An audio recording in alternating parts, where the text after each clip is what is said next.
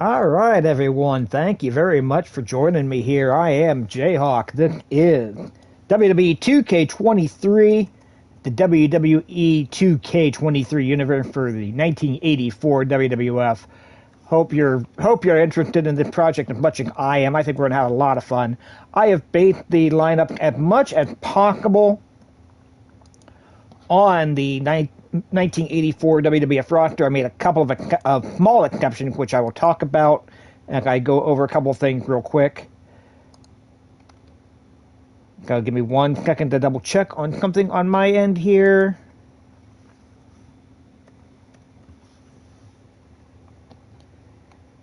Need to make sure I had my computer and stuff up ready to go here. I'm going to be taking some notes.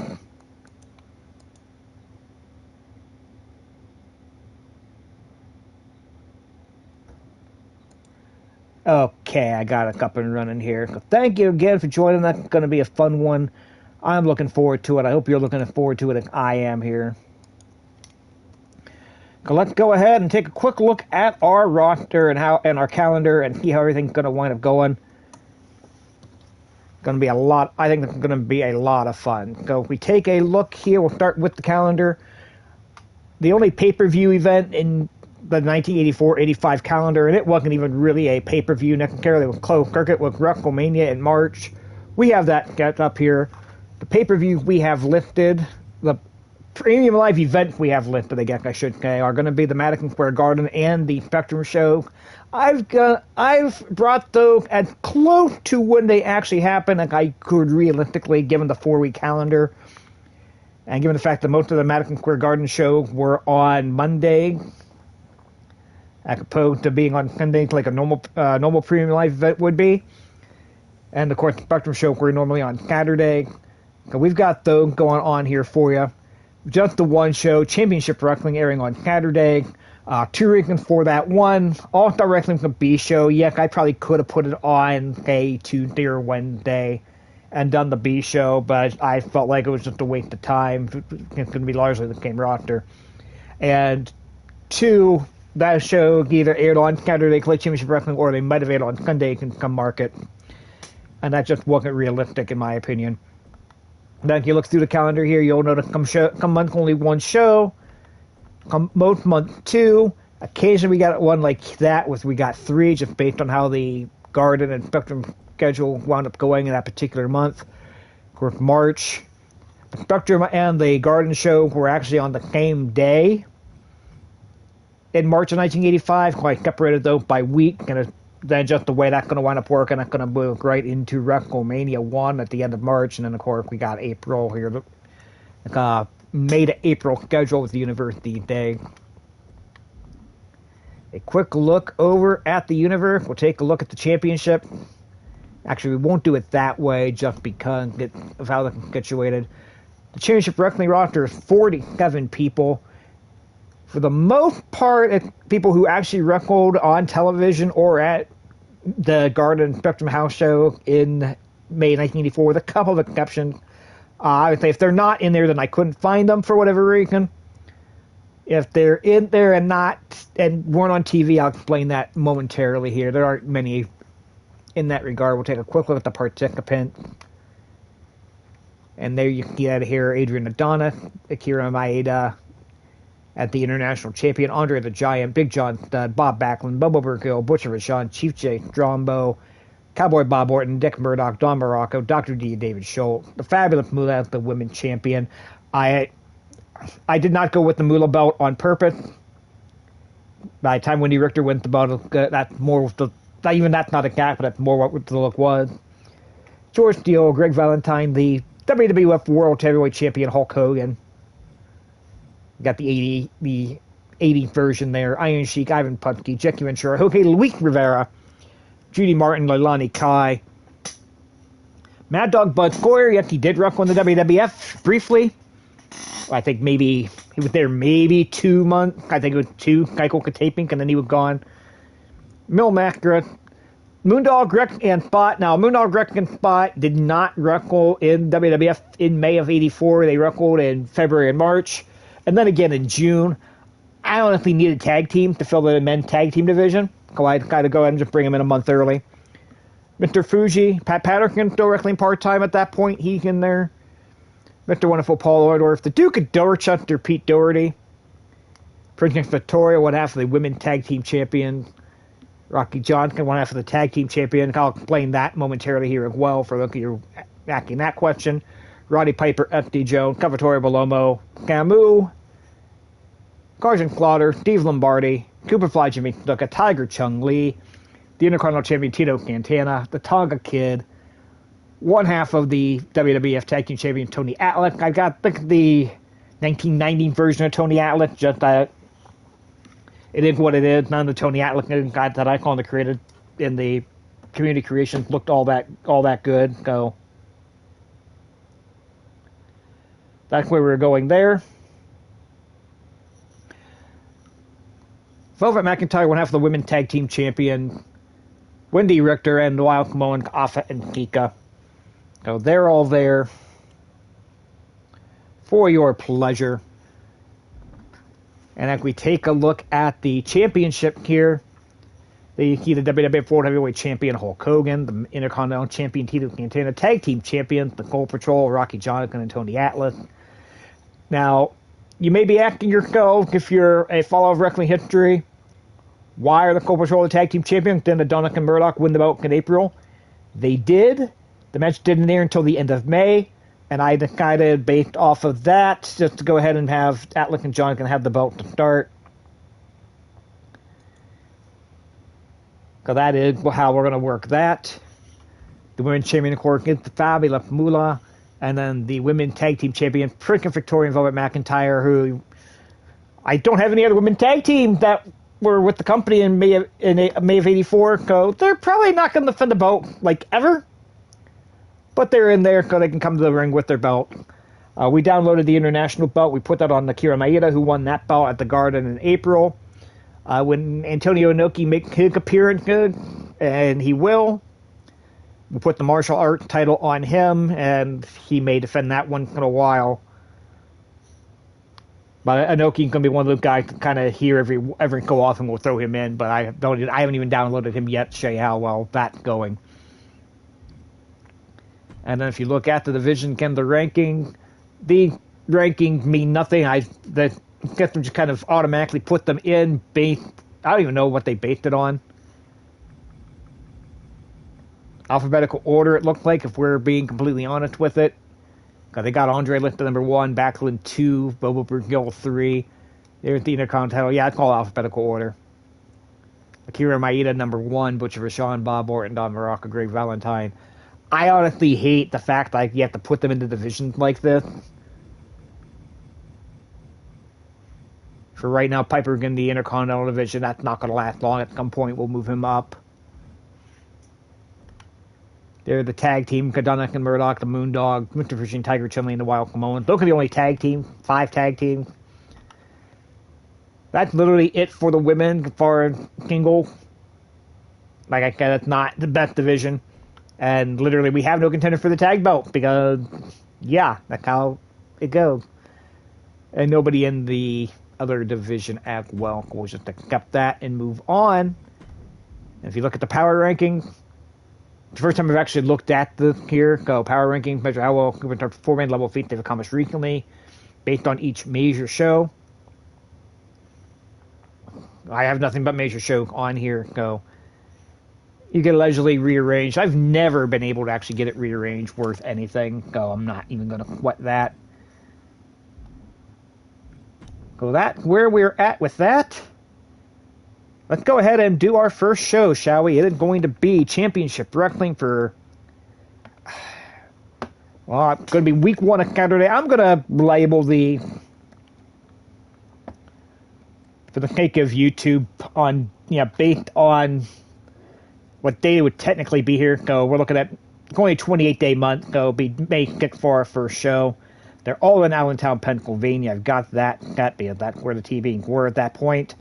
I was just going to go ahead and do Poughkeepsie early, but apparently Poughkeepsie, New York is not in the game. Yeah, I don't know. I don't make the game. Coming for the 2K developer. We're not going for historical accuracy here entirely. We're just, yeah, we're trying to get a feel for it, but we're not trying to be 100% accurate. But let's go ahead and go to the calendar. And let's go ahead and you see that there. Tonight's show. Let's go. Welcome to tonight's show. Here you can see the matches lineup for the night and also expect further details of the show or change things up. We're not going to change a ton up as far as the actual matches go. Or I might, if it'll let me without screwing up rivalry, I'll put time limits on the matches. That's going to be pretty much it. Like, I'm not going to sweat too much here. Go. We got a women's tag team match with the champion. We got Judy Martin and Wendy Richter in the opening matchup.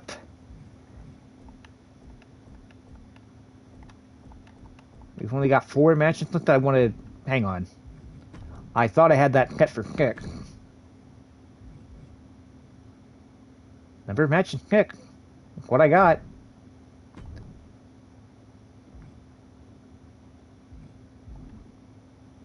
Okay, so why did only 4 matches come up in the... You guys saw it. I have 6 matches listed. Only giving us 4 for whatever reason.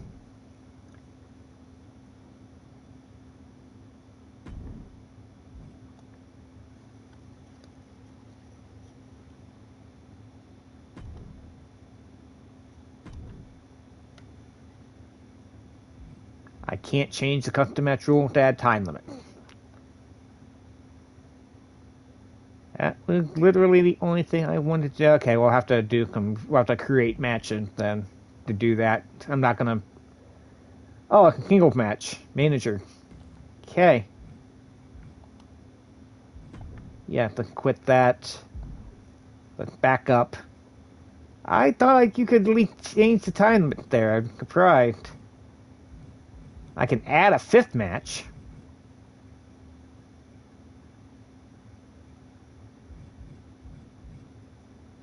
I have 6 women on the roster. They're all going to wrestle on the first show. No, Dick Attack. Wow, okay. Oh, I know, okay.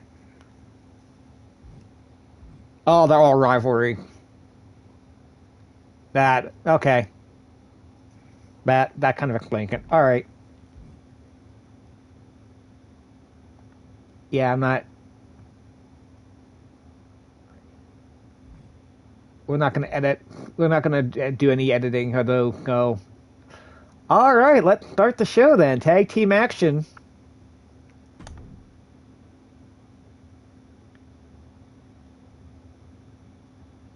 Let me do it from this screen here now that we've gone.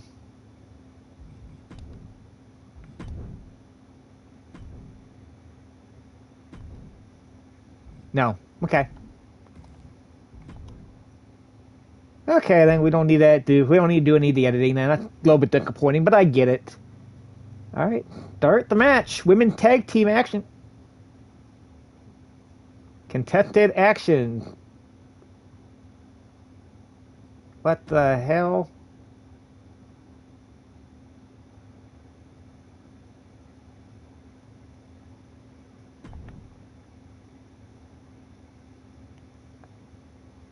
I don't know what that did.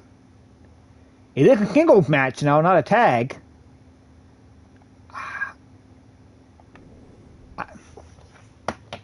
Okay, talking about a post-match injury, then I don't know. That's the first time I've done anything with Universe Mode this time around. I don't know, but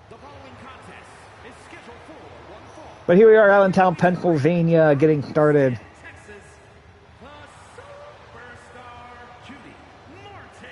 Judy Martin will be in our first ever match in the Universe Mode, ladies action.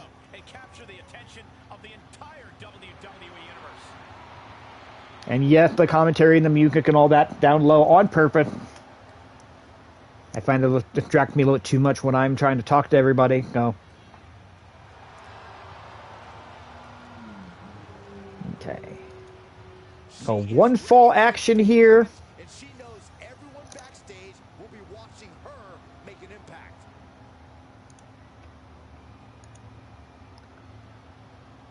No time limit. And from Dublin, Ireland, one half of the Women's Tag Team Champions, Velvet McIntyre. I can't watch. Here comes Velvet McIntyre on the way to the ring. One half of the Women's Tag Team Championship. One half of the Women's Tag Team Champion. That's what they're doing right now, Corey. Well, good. Let's see what they've got then. Go. Should be an interesting opening contest here. Title defense or not, she will always leave it all in the WWF Championship Wrestling. If you're just now joining us, thank you very much for doing so. It's greatly appreciated. The WWE 2K23, the universe mode based off of WWF 1984. And here's a champion who has become a real object. Gonna have some, what I hope is a fun time here. Judy Martin in the flowery bathing suit type gale there.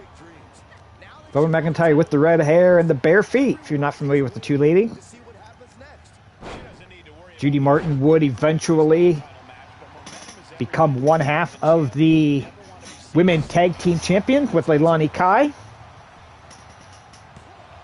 For Velvet McIntyre, as we mentioned here, currently one half of the Women's Tag Team Champions with Princess Victoria. She did get a cup of coffee with the women's title in 1986. It was never mentioned on television. There's a backbreaker there. Oh, nice little roll up there by Leilani Kai, by Judy Martin. I'm sorry, in a small package, only getting a count of one.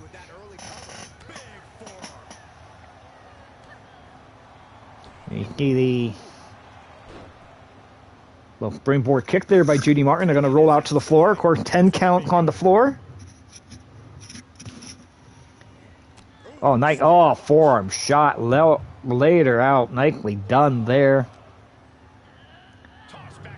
Now, getting her back into the ring.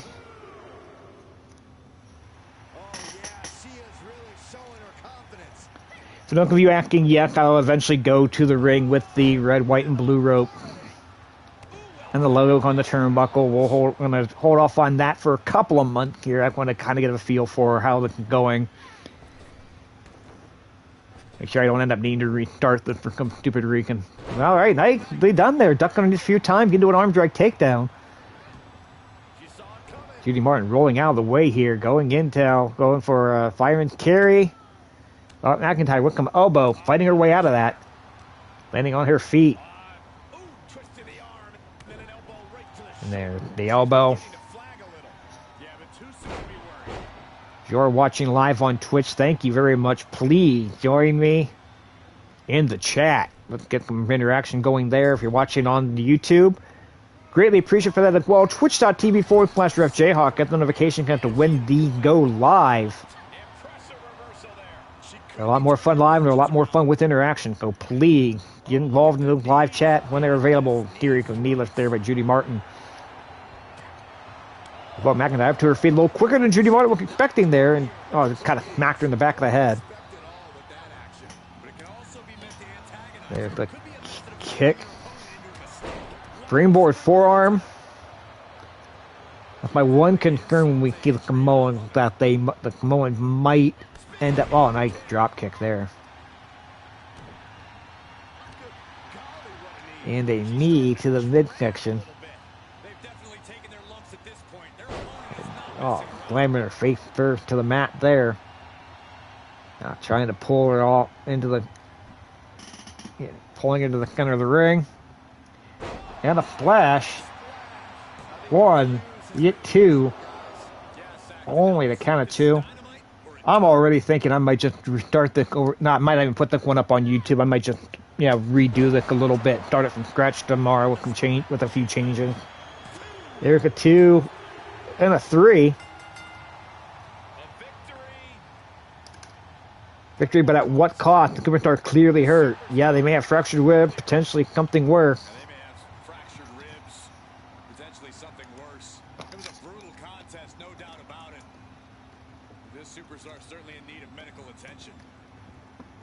Brutal contact, no doubt about it. But the superstar currently needs medical attention. Yeah, currently not what you want to keep for any superstar. And the competitor gingerly make their way back to the locker room.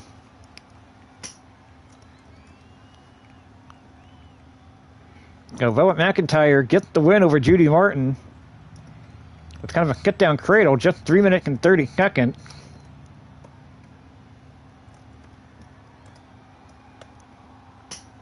But coming out with an injury.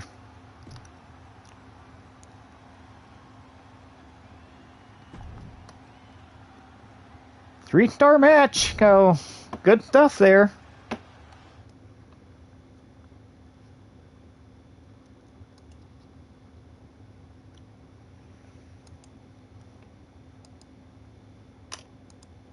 I put the wins and losses on the wrong spot here on my spreadsheet. Let's go ahead and go to match number 2. Contested action. So we got Leilani Kai, referee KO1. We got Fabulous Moolah post-match disrespect. Contesto. And Moolah's going to get the advantage off of that. We'll see how that plays out.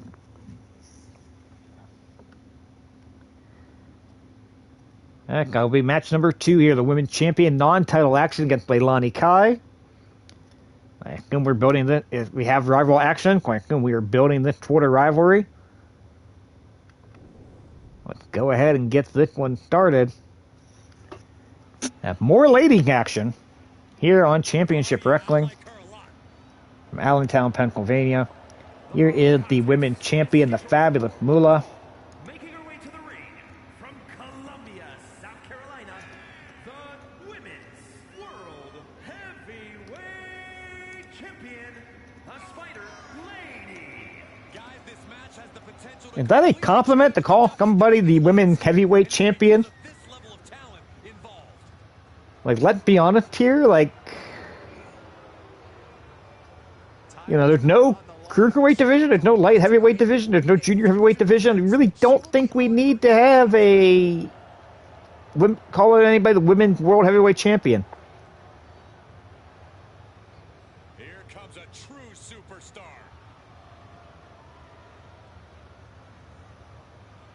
And from Honolulu, Hawaii, Leilani Kai.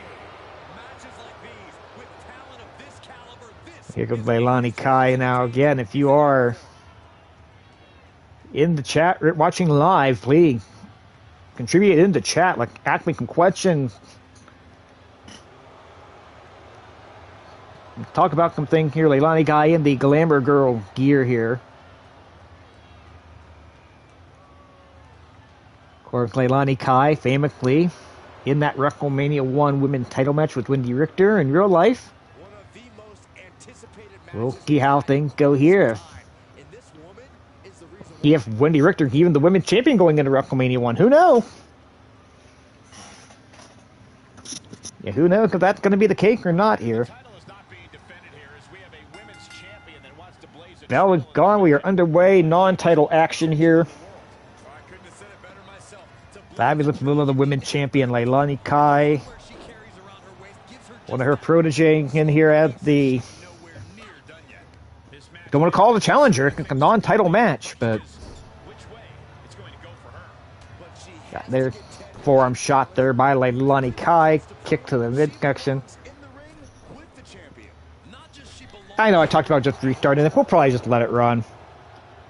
Leilani Kai going for the early cover here. Only a count of 2. Shocker. Other thing to keep an eye on as we go along here, how long some of these matches are going to go. And that first one only went 3 minutes and 30 seconds. When I did a kind of experiment last year, these matches only, I think the longest match we had was 7 or 8 minutes. They weren't going long. We'll have to see Moolah sending Leilani Kai over the top rope out to the floor here. Oh, big forearm shot. And now going in, and the atomic drop nicely done.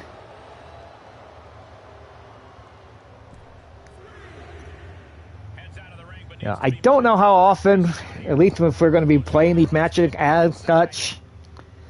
Don't know how often we're going to be seeing these matches go to count out, go to qualification.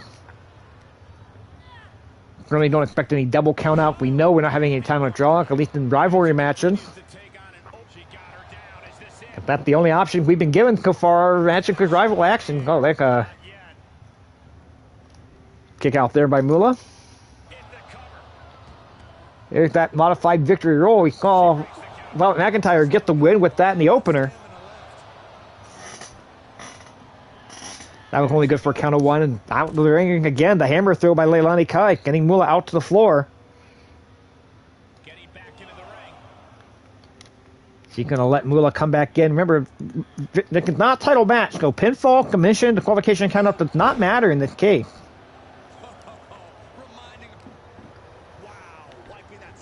Oh, Leilani Kai glamming Moolah by the hair there, going for the cover again, but Moolah put underneath that bottom rope for a count to even get started. It had been Leilani Kai with the advantage so far here in the opening couple of minutes of the contest. Stomp to the hand, stomping the way at the hand here. And Moolah with the taunt just blowing Leilani Kai a kiss.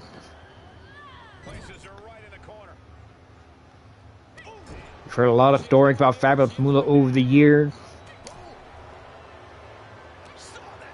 I know a lot of people that knew Moolah. A lot of them said they never saw the behavior that Moolah was accused of, including some of the women that were trained by Moolah. So who knows what is or isn't true in that regard? I don't. Now battling out on the floor again here. There's a clothesline by Moolah. And Leilani Kai getting Moolah into the barricade. Now found a way out around the floor. You know, I cannot win by Leilani Kai is fine, but you know she doesn't want to win by a count out. She'd rather get a pinfall or a commission. You know, she'd rather prove she can beat the champ. There's a backbreaker, nicely done there. Now taking her back up. There's another backbreaker by Moolah. Now pulling her back toward the center of the ring. Go for the cover. 1, 2, and only a count of 2. Leilani Kai kicking out of that one here.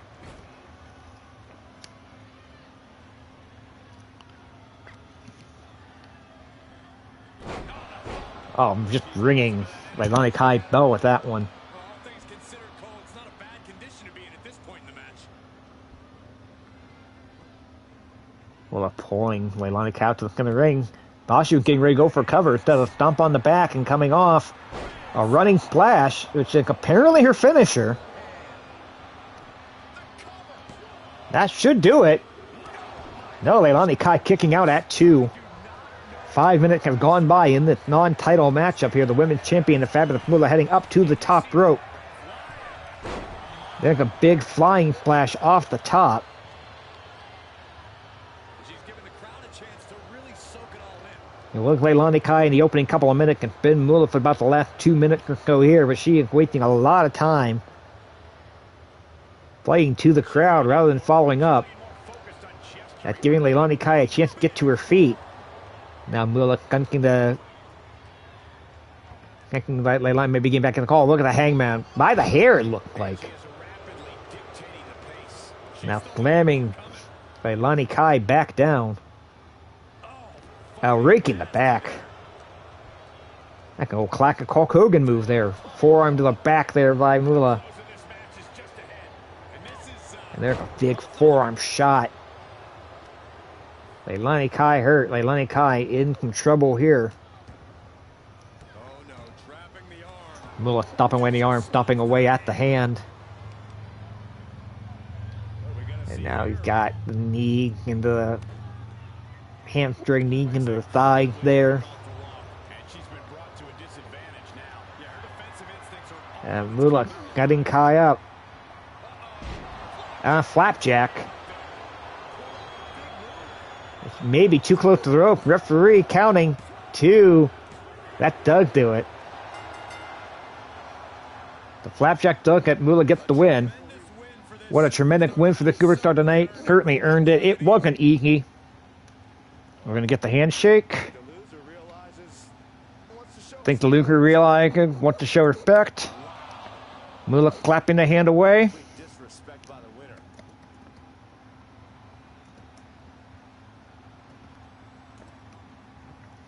And basically pointing to the back. Telling Atlantic High, get out of here. It's a deeply personal issue, and it doesn't appear to be completely resolved just yet. Fabulous Moolah, your winner by pinfall with a flapjack. 6 minutes and 34 seconds. The time of the match up there.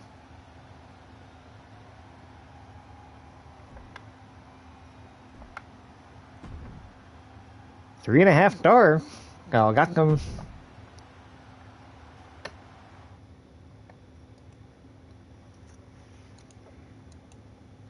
A very good match by 2K standard. We move on to match number 3 here. We got some rival action here. Mr. Wonderful Paul Orndorff, Dr. D. David Schultz. Return the disrespect for both guys here. Go. Let's see how that playing out when we have the contested action happen when both rival actions come for the match. One action is chosen to occur by chance when contested. Go. I'm just doing it like I'm just doing everything I can stand here. Let's start this match off in a civilized manner, guys. Handshake, good sportsmanship. I guess now. Oh, I call the humiliation and disrespect, and I love it. Oh no, it's just a clap to the face. Bella gone. Some pre-match action here. David Schultz and Paul Orndorff. Yeah, at the time. There's no time frame we're talking about here. They both came in. Orndorff came in a little bit before Schultz did, but Schultz came at the same time Roddy Piper did.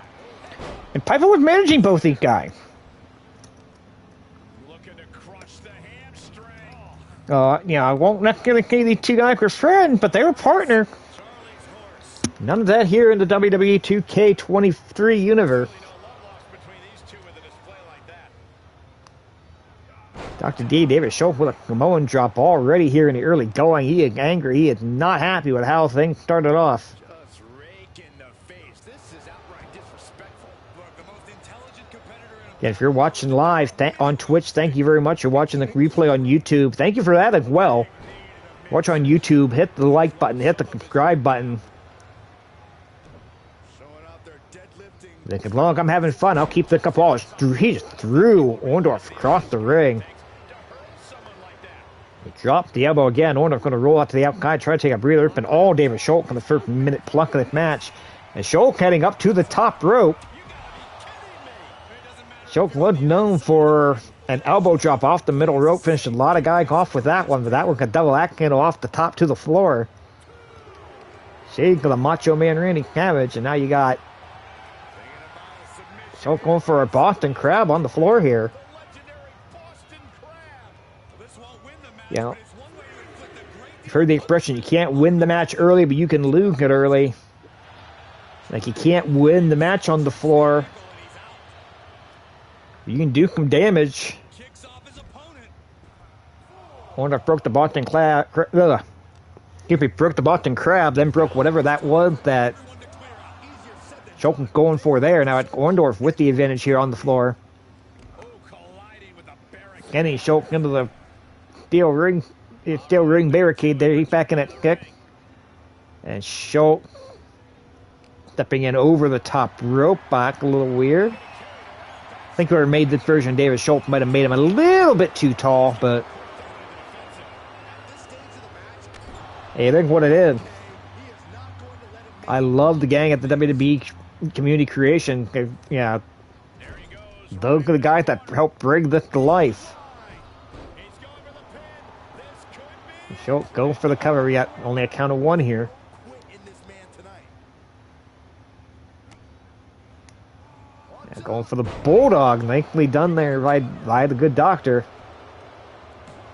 1, 2, and only a count of 2. Guys, we could be looking at the start of Going for the backbreaker. Oh no, countered. Into a swinging DDT there by Mr. Wonderful Paul Orndorff. Orndorff, at least for the time being, saves the matchup. Keep it going. Yanked him down. By the hair, it looked like there, and a knee drop right to the arm. We got David Schultz for about 9 months, guy. Go. Enjoy him while you can. There's a fake slam by Schultz. Schultz heading out to the floor. Orndorff rolled to the floor to try to get a breather. Schultz didn't waste any time. Went right out after. All the disrespect by Schultz there. face first with a waistlock takedown. The damage he's taken is starting to pile up. Yeah. Forearm shot there by Mr. Wonderful Paul Orndorff. Now pounding away on him on the floor here. Double axe handle to the back. There's the Eureka punching and slamming face first into that brown padding on the concrete floor here. Orndorff again. Schultz into the barricade. Face first in that barricade there. And now he's going to drop him throat first onto that barricade. Need to watch the count and count 7. If Orndorff's smart, he'll wait in the ring, see if Schultz can get back in. No, he's going to go back out after him. That's going to break the count.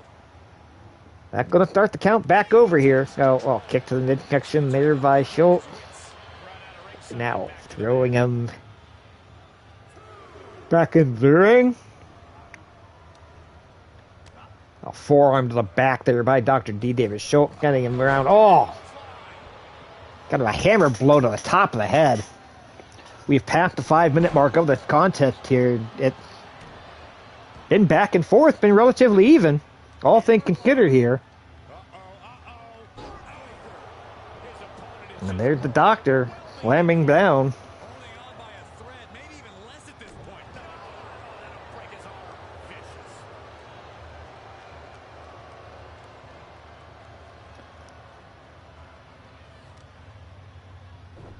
Showing off their deadlifting prowess and just tossing them aside.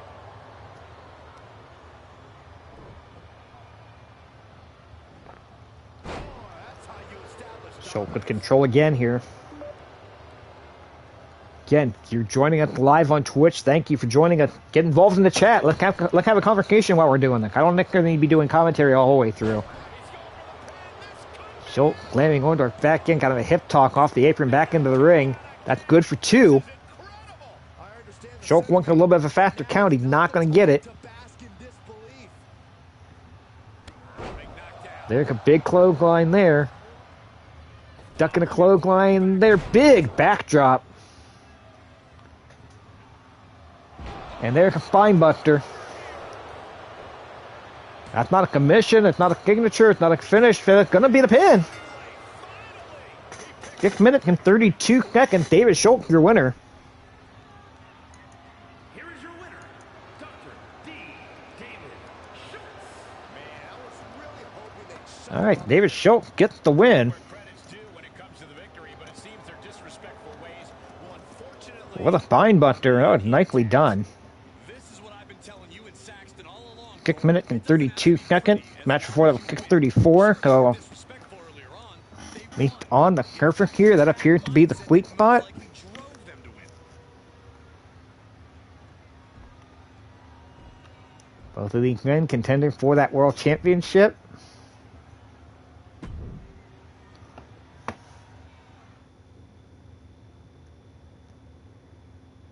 And we have what's apparently going to be our main event, the Wild Samoan and the Moondog.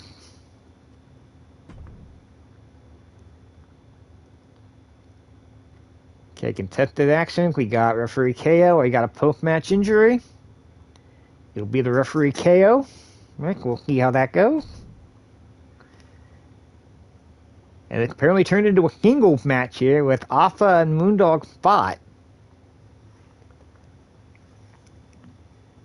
Don't ask me why it's not a tag match all of a sudden. I don't have the answer to that. Gotta be setting up a rivalry of some description. The matchup is underway. And, oh, right off the bat. Got a clothesline right off the bat here. Alpha just leveled the referee to begin the match. Samoan drop right off the bat. First move of the match. So this turned into Alpha against Moondog Spot with advertising a tag team match. I don't know why the tag match could be becoming singles matches. We had 2 tags scheduled here, and neither of them actually happened. I guess the rivalry action playing a role into that. I don't know. Referee waking up now. Took about 30 seconds for the referee to get back to his feet.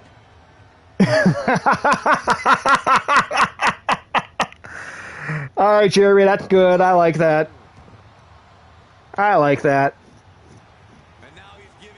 Look, you watching the replay on YouTube here. Jeremy the Madman worked with me in Real Action Pro Wrestling. Kind of an inside joke for Real Action Pro Wrestling.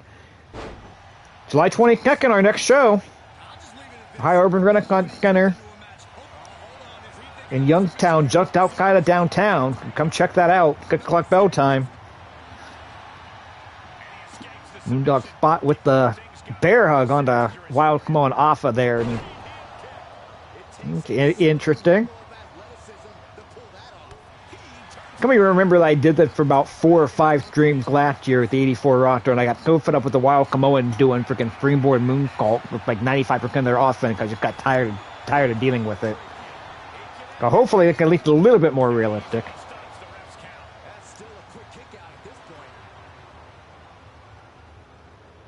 Right? That was the entire idea. We're making this on May of 84. And moving forward from there into the first WrestleMania. I almost did 83. I thought about doing 83, but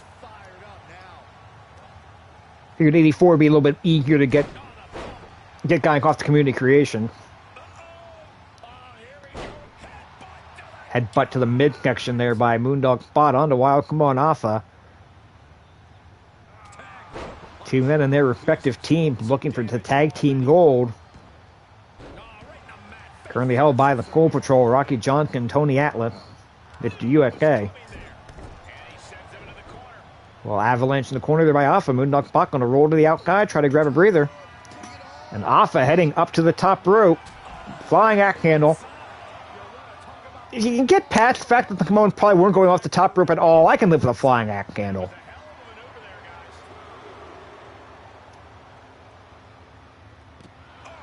Oh, a falling splash there. It's supposed to be a headbutt. At first one, it was more to the midsection, more of a splash. That's kind of what did come off like a headbutt. Come on, drop. Yeah, got some blood flowing here. And Moondog Spot. Alpha might be content to get the count-out win here. The main event of Episode 1 of Championship Wrestling. We might go straight into Episode 2. I'm having fun. We're not that long into the stream. We're not even 45 minutes in the stream. Maybe just grind it straight into Episode 2.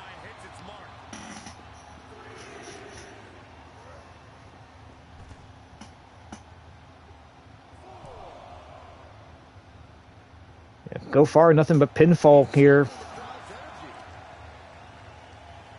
Moondog Spot looked like Captain Lou Albano for a second. They looked like they're trying to, get the cut open a little bit further.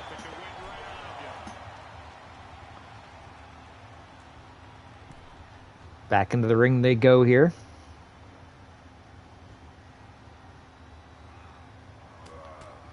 Drag off into the rope. Eureka punching. Oh, he's biting him right in the face.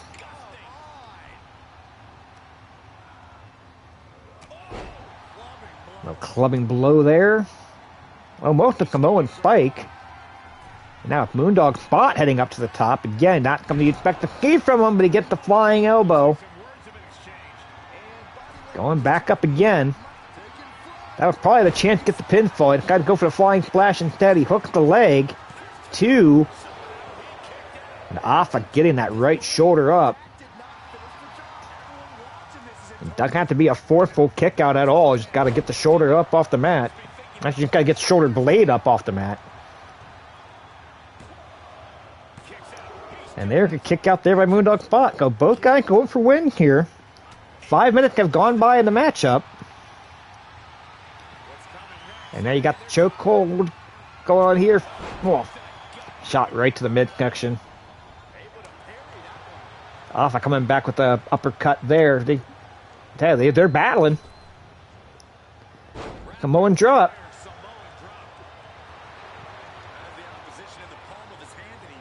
I don't know if there's another version that they're using here, but that Samoan drop that Alpha's been using is not what they've got listed like a finisher for him. So, rope first, over that top rope, going for the cover. Only a count of 1. The disrespect, kicking out at 1 there. A little flatliner there by Alpha.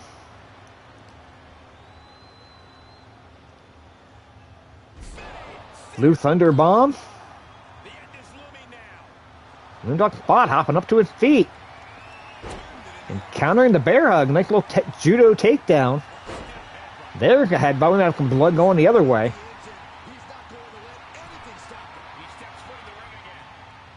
Alpha rolled out, quickly rolled back in. Yeah, we do have some blood on off of there above his right eye.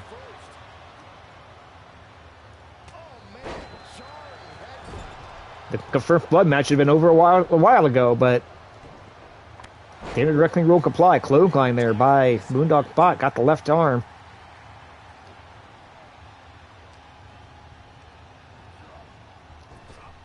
Yeah, up. A little bit of confusion there. Again, dragging him into the rope. Eureka punch into the midsection, back to biting him in the face.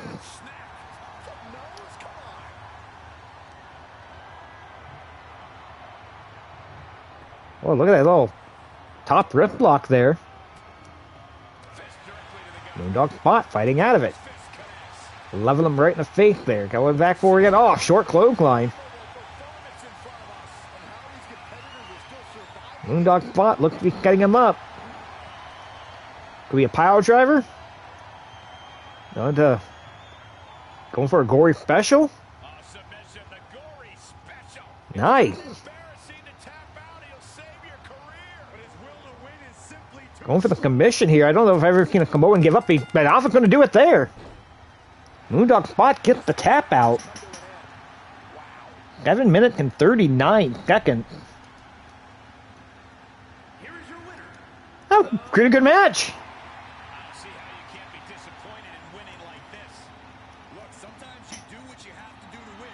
That's our first coming off. That down goes the referee. Got our first commission. Got our longest match so far. If they only gave that 3 stars, I think it's a little unfair. I think that's a pretty good match.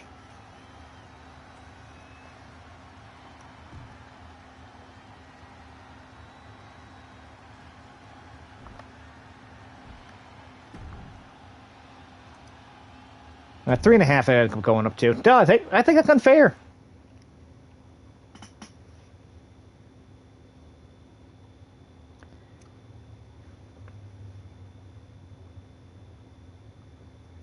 So that ends week 1.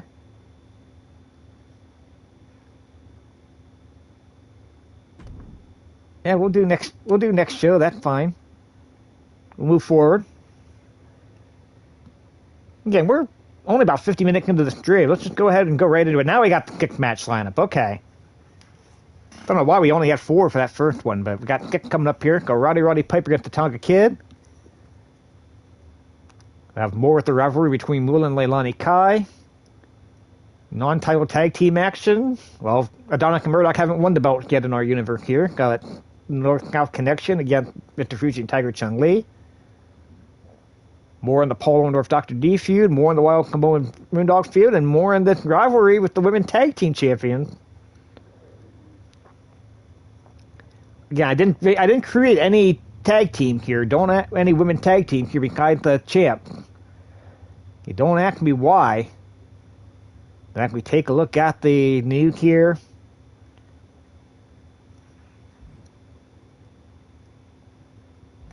I do like the Kira kind of keeping an eye out on the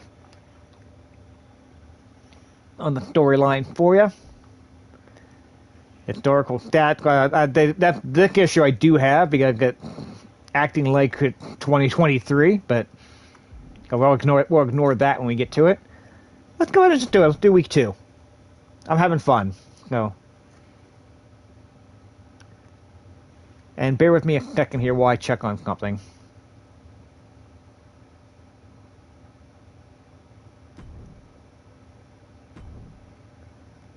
Okay, yeah. Alright, yeah, there's no point in...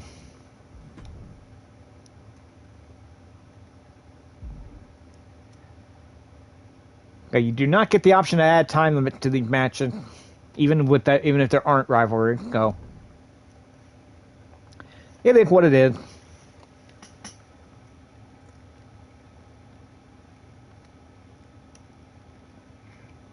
I'm sorry, I'm old school. I like time limits in my wrestling. Unless they're 2-hour time limits, like some people I know. This match is one fall with a 10-hour time limit. Bite me, Jeremy. This guy is ready for a fight.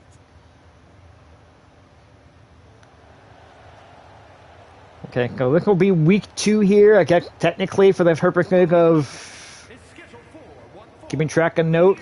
We're going to be looking at May 13th. Weighing in at 228 pounds, Roddy Piper. Gentlemen, this has all the... Roddy Piper and the Tonga Kid. It's a little early for the Tonga Kid to be in the feud with Piper, but it's also not any kind of rivalry, so...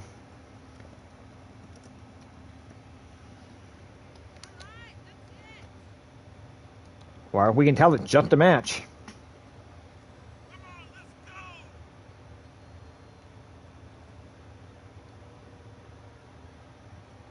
Yes, I know Roddy Piper in the game. You might be asking me, why did I go ahead and download a created Piper? I wanted to create 1984 Piper, 84 85 Piper.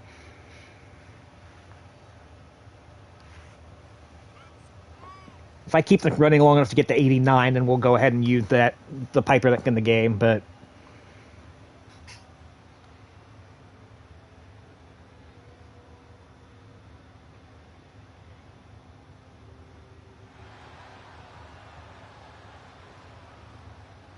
Piper on the apron here in the entrance, showing a tremendous disdain for people. Mentally prepared for the task at hand in his big-time match.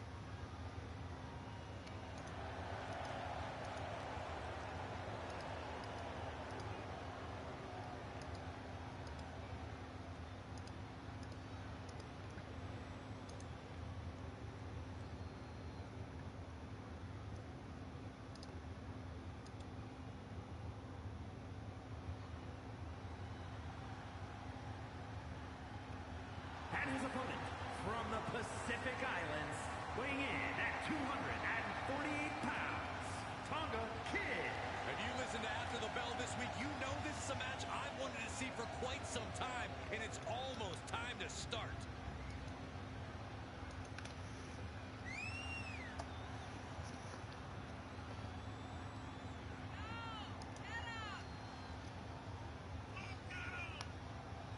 Tonga Kid heading to the ring here. Of course, Tonga Kid will eventually become Islander Tama. Taking a while to get to that point.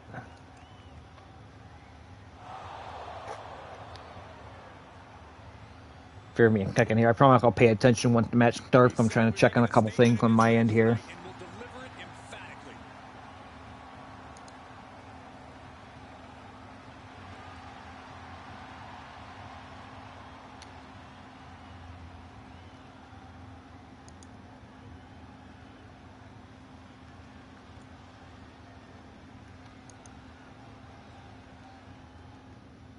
Looking into the eyes of this competitor tonight. You know, he understands There's the bell. We are underway. an opportunity to make big headway on the roster. And he is up against someone who is determined to get the win here, no matter what. Tonga Kid with the early advantage here. Saxton, if you're not trying to win, you're not trying. Period. Tearing down the leg now. Stomp on the knee, stomp on the leg. And he's able Piper avoiding that one, kicking him right in the back of the leg. textbook head scissors. Flying head kicker there by the Tonga Kid. Nicely done. He moved, but can he capitalize? Going for the DDT. Nicely done by Hot Rod there. To ringside. Certainly has Tonga Kid rolling it outside, trying to goad Piper into coming out after him. Piper elite back, but right now not biting on that, not following it. Hip toss, nicely done. not the prettiest thing you'll ever see, but it sure looks effective from here. Oh, what a close. Oh, a clothesline by the Tonga Kid. Can Piper over the top rope, crashing out to the floor. Piper wasting no time getting back in. And he gets caught with a springboard elbow for trouble here. We are going to be for a while here in Allentown, Pennsylvania for the WWF Championship Wrestling. And countouts are legal, so Piper rolling out to the floor. trip outside. Nice vertical suplex. Sending him down there. Effectively using A knee to the side of the head. Now Piper going after work on the Tonga Kid on the floor. Nice back suplex. Let him have this moment. He's earned it.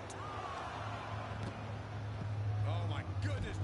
Dribbling. Slamming Tonga Kid back head to that concrete floor.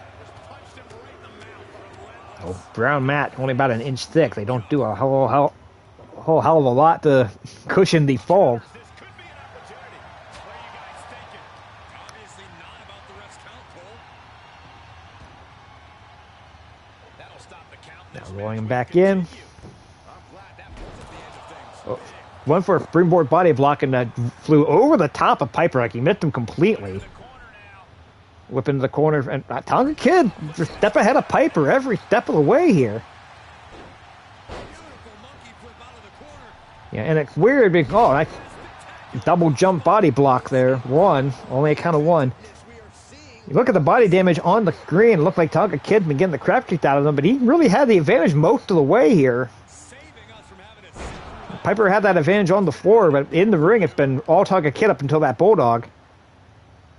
Piper looked like he's pulling Tonga Kid away from the rope. I don't know if he needed to do that. kick out. Almost in shoot. That's only going to be a count of two. Oh, what a drop kick. On the mark. Oh, directly to the face. Side headlock applied. Oh, For that headlock and punching him right in the face. in a little bit of trouble now. This is where endurance becomes so important in the late stages of a match. Stop right into the chest there. And there's the sleeper. Referee called a rope break on that? I don't know about that. Piper's back was to the rope. He wasn't touching it. A little bit of controversy in the early going here. Well, double clap to the ear by the Tonga Kid, formed to the back, and Piper onto the apron. And they're stunning her off the rope, and Piper crashing to the floor. Moves outside. What's the plan here? And he slides him back to the mat.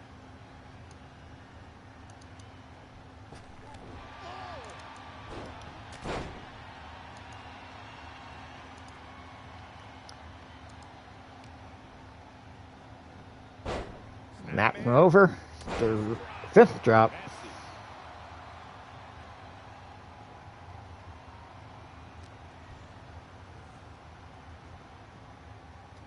Piper in control here. Right hand. Here he gets shot, being thrown now biting him. We call that Moondog spot in episode 1. Got him set up in the corner of the ring. They're going to knee to the midsection, catching him here. Stop him, boot against the Yeah, choking with the boot. 5 minutes have gone by in this matchup here.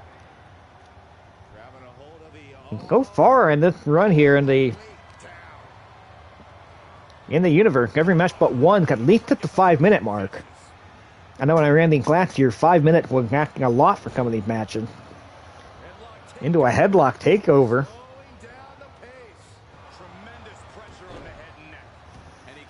Tonga Kid able to roll out of that. We had that run where we're all Tonga Kid, now we got the run where it's all Piper.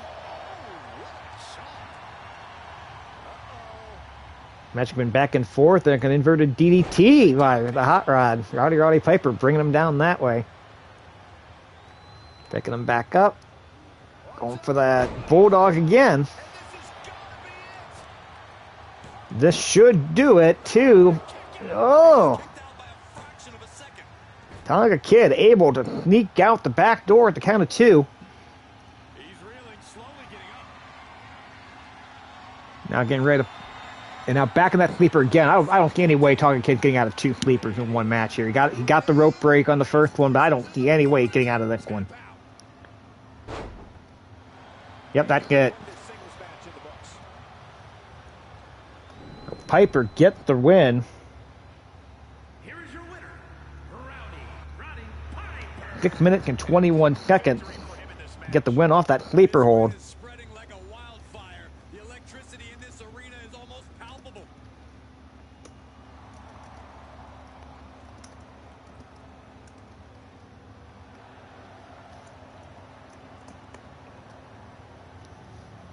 3.5 stars for that one here, and it's throwback. WWE Universe. 1984 WWF gonna rock on. And we're gonna have a rivalry match here with the Lady in Action here, the rematch from last week. Got some contested action coming up here. The only thing I don't like about the action, it could kind of give away the recall of the match in certain cases. Now the match is actually going to be Leilani Kai against Princess Victoria.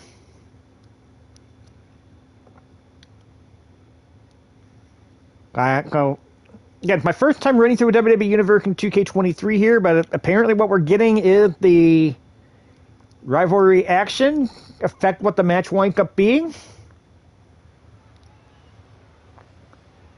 Let's see what she can do. So we'll go with it.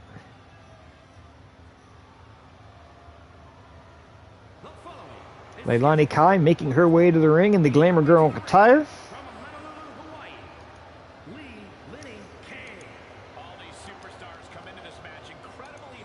Leilani Kai 0-1 so far here in this universe mode with the loss to Mulan week 1.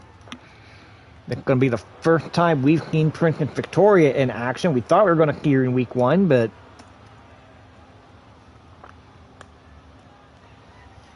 match got switched to a singles match between Velvet McIntyre and Judy Martin.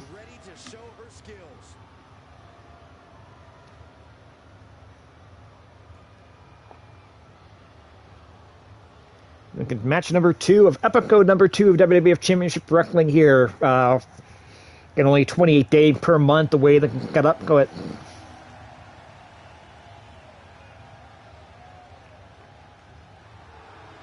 That belt freaking huge. At least by the women's standard.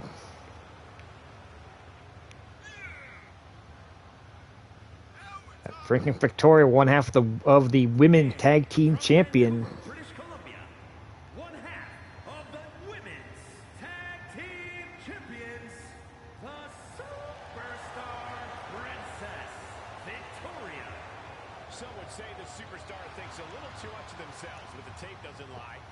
Princess Victoria, real-life friend of mine. I heard the Cauliflower Alley at the Cauliflower Alley Club. Had some very fun conversation, some very good time at the hotel bar after that's come the festivity ended over the past. I'm hanging out with a very close lady friend of mine, and Freaking Victoria thought we were together. Asked me how I landed somebody that good looking. I wish I could land somebody that good looking, if we're being honest. Don't tell my wife I got that. Like a forearm shot there by Leilani Kai. Freaking Victoria in the early going. Oh, one fall contest. That means they are ready to take their career to another level. That kind of drive cannot be underestimated. Bringing her down there with that vertical suplex. Nicely done. And right in the face.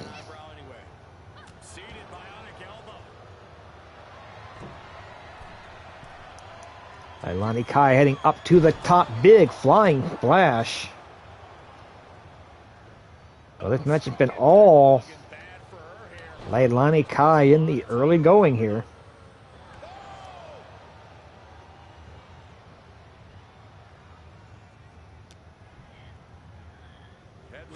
There's the headlock, the uppercut there. And at the elbow there, like Victoria, whipping Leilani Kai into the rope, got underneath. Oh, Snap German suplex, Snap Dragon suplex, actually holding on to that bridge. And Leilani Kai's feet were through the rope, go no cover.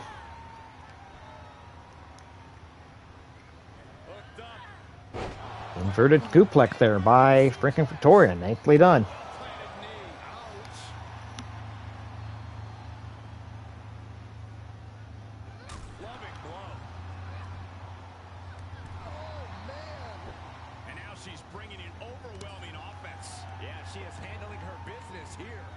Alright, got a text message I had to take care of there. I apologize for the silence here.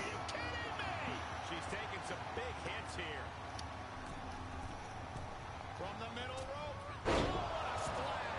Consecutive high-risk maneuvers, and the pace of this match has certainly picked up. Double underhook applied. Butterfly suplex.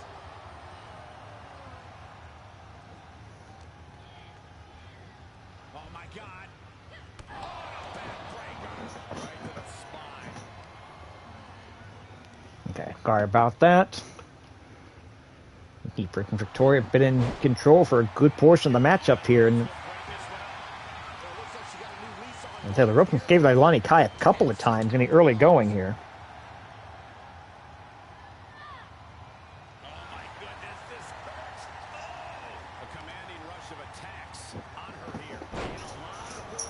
Leilani Kai kicking freaking Victoria off there.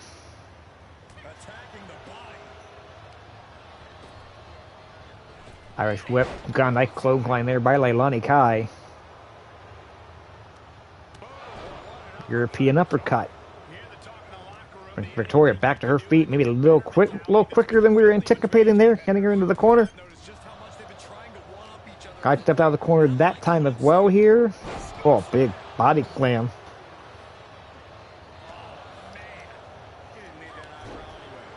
Now, breaking the eye with the boot kick to the back. Leilani Kai back in control here. Forearm to the back there. Went for a running boot and stopped a little short. Didn't get that. There you go. Broke the cardinal rule of wrestling. You don't go back to a blown spot. There's the count of two.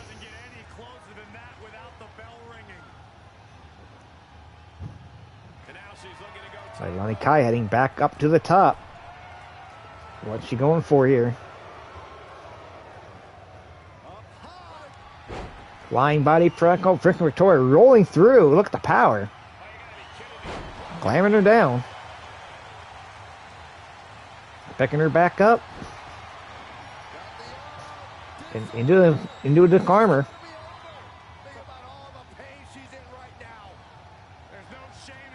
She's not done a lot of work on the arm, but she's not going to get the commission off of that one. And the running shoulder block there by Leilani Kai. For all the trouble Leilani Kai been in this match, she got the advantage here. She got Victoria hurt. Into the hangman. Dropped her down. And glaring her knee first onto the canvas there. Now yanking at the nose and the eye. Oh. Lonnie Kai heading up to the top rope. And there's the flying splash. This should do it. 1, 2, 3. But wait, here's the fabulous Moolah. Title belt right across the face. That was completely uncalled for, or was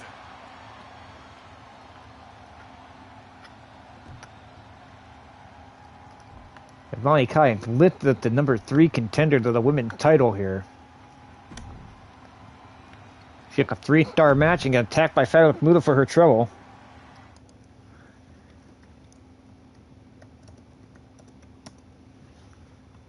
And we're going to go to what I assume is tag team action here.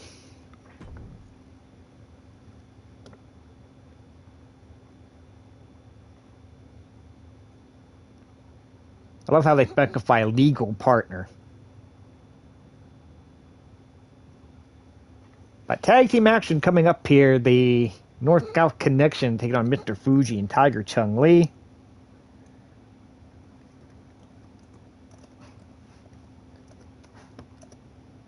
Time of the fall for Leilani Kai and Prince King Victoria, 5 minutes and 14 seconds.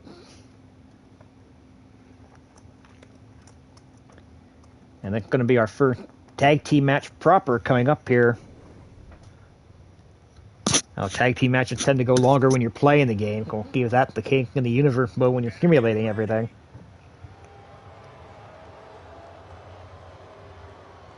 The following is a tag team match set for one fall. On the way to the ring at a combined weight of 548 pounds. The tension building for this match is so thick you can cut it with a knife. A lot of drama involved with this one. The North-South Connection at Dick Murdoch on the left. Adrian Adonik on the right. Adrian Adonik not yet adorable at this point. And I tell you, coming from both people only remember the adorable Adrian Adonik years. They remember Adrian Adonik 1986, 1987 when the weight got out of control and he's doing the effeminate act. But man, Adrian Adonik in 1983, 1984, one of the best workers in the entire world. And their opponents at a combined weight of 558 pounds.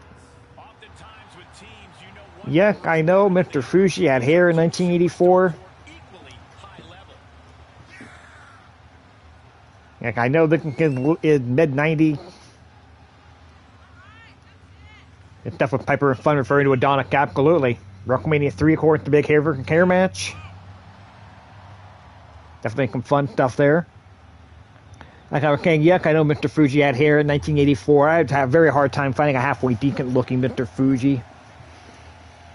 So creative likeness, we're going to work with it.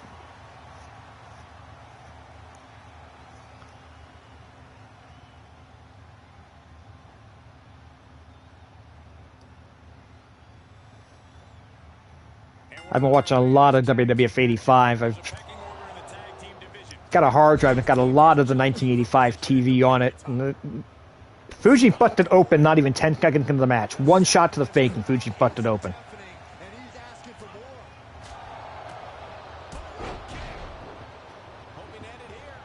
Good thing they welcome the first blood match, but in the shortest match in the history of professional wrestling. Fuji gets an early 2 count here. But man, it's kind of the stuff that Adonik and Murdoch were doing in late 84. The first month or two of 85. There's a match on tape for Madison Square Garden, December 28, 1984. It's Adonik and Murdoch against Jack and Jerry Briscoe. It's a 30-minute time limit draw. It's one of the best tag team matches of the era. I would put that match up against any tag team match you're seeing in any big company today. I did not realize when I downloaded this version of Adonis that Adonis was wearing a knee brace in it. Not a deal breaker. It's still a good looking rendering. Adonis got Tiger Chung Lee in an abdominal stretch. Fuji's going to come in and make the cave. And those caves are why these tag matches are going to have a tendency to go a little bit longer. Well, I'm hoping for the opportunity to edit some of these matches where you could add time limit, because if the That the potential of tag team and kickman tag team matches going 30 minutes wasn't going to be a thing. He's getting fired up now, really feeding off this crowd. But it is what it is. Two teams that would love to get into contention for the tag team championship, currently held by Rocky Johnson and Tony Atlas. Pressure teammate in right now. Not that he can't fend for himself right now. Don like he went for a drop toe hold and miss, and Fuji comes off with a body, with a high cross body. He needs to deal more damage before trying that again. So Fuji came to the ring without here, and he got here wrestling. That Able to get there in time. Cody remind me, I'll do some editing on that. That Side headlock takeover. Really wrenching it. Murdoch with that headlock. Fuji rolling out of the way of that one. Yeah, I gotta do some editing on that Fuji. Come out with no hair for the entrant hair when the match starts. Like,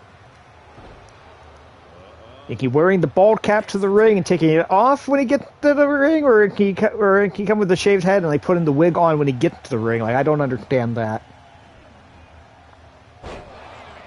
We'll fix it before the next go around. Fine. Clean tag for his partner. Murdoch tried to stop Chun-Li from tagging Fuji back in. It was unsuccessful. Fuji's the one bleeding, but Adonis looked to be the one with the most damage done to him overall. Fuji rolling the outside. We're getting a lot of quick tag on both sides here in the early going, about 3 minutes in. Running knee lift. And he wants nothing to do with Flying knee by Fuji, and he goes and trying to knock Murdoch off the apron. Finally, after the third time, dug it. And he able to take Adonis down, trying for some ground and pound there. He got Adonis hurt.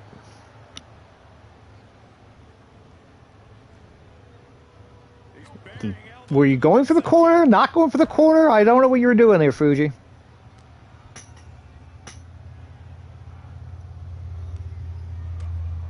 There's a, lighten up the chest and there's a chop, and now yanking on the leg there with the middle rope. on the leg.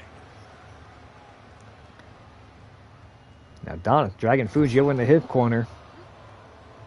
To tag the Murdoch. We're going to get some double teaming coming out of this one here. The referee conveniently looking the other way. Murdoch got Fuji up against the rope, and he's going to use the rope, work on the leg that way as well. So But a leg injury will hamper your ability to do just about anything. Fuji in trouble. Getting carried. Unsure what they're thinking. Drop from throat first. Cover there. Two. Just in time. Only kind of two there. They had Dick Murdoch, a guy a lot of people don't talk about these days either, but Dick Murdoch was so good. Dick Murdoch, if he would have been here 100% of the time, probably could have been the NWA World Heavyweight Champion. He was that good. But Murdoch had a tendency to like to screw around on non-televised shows, especially if the housings were a little bit lighter, because you didn't always get the best of Dick Murdoch, and that probably held him back from being one of the top card. Well, now connection, tagging in and out, trying to keep Fuji in the ring. If they can keep Fuji in the ring, they're going to win more often than not. But Fuji able to stop Murdoch there, slam him into the corner. Now we get the tag to Tiger Chun-Li. We're going to do some double teaming on their end. Tiger Chun-Li, we're going to get a rocket launcher. I like that. That's nice. There's the knee lift by Tiger Chun-Li going for the cover. Adonis not going to go for the cave and doesn't need to, but Murdoch only going to kick out at one. Oh, man, kick to the face. Okay, we did the move for Tiger Chun-Li. Put a lot of martial arts stuff in it, did a nice job with it. Murdoch kick to the midsection there, big time right hand, knocked Fuji down. And a knee drop.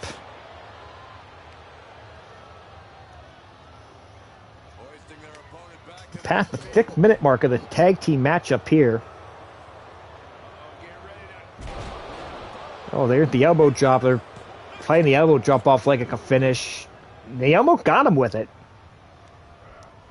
If Adonis would have prevented the cave, he would have had it there. Murdoch looks like he might be going for another elbow. He's going up to the middle rope. And come off with a flash to the back. I think where you need to go for the cover. Donik and Chun-Li are fighting on the floor. This is where you need to go for the cover. Murdoch ducking, giving Fuji a chance to fight back. Fuji went for a Superman punch and missed it there. Nice right hand there by Murdoch. Fuji catching the foot on the kick. And now hitting some kick and some martial arts of his own. Again, you got the partner fighting on the floor. This is where you should have been going. Yeah, now it's too late. Donik is back up in his corner. Chun-Li getting back up in his corner. That was the best opportunity to win the match, and it's not going to happen there. Oh. Fuji with the GTH. And Donik going to be late coming in. Oh, bloody Mr. Fuji pinned Dick Murdoch. I got to call that an upcut.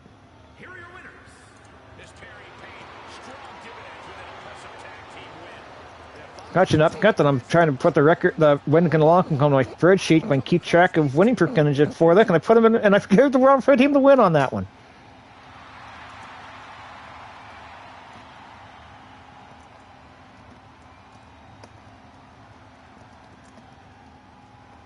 $3.5 star. Everything seems to be toughing out about 3.5 star. I guess when they're only going. In this case here at 7 minutes and 22 seconds, I guess when that goes out with a match, if you're topping out at 7 minutes, that's all they're going to let you have.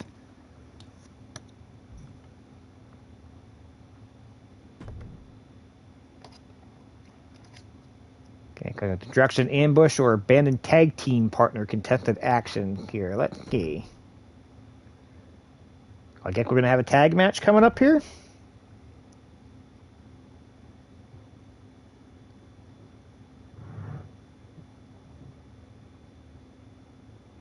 Orndorff and Schultz against Akira Maeda and somebody in a tag team match.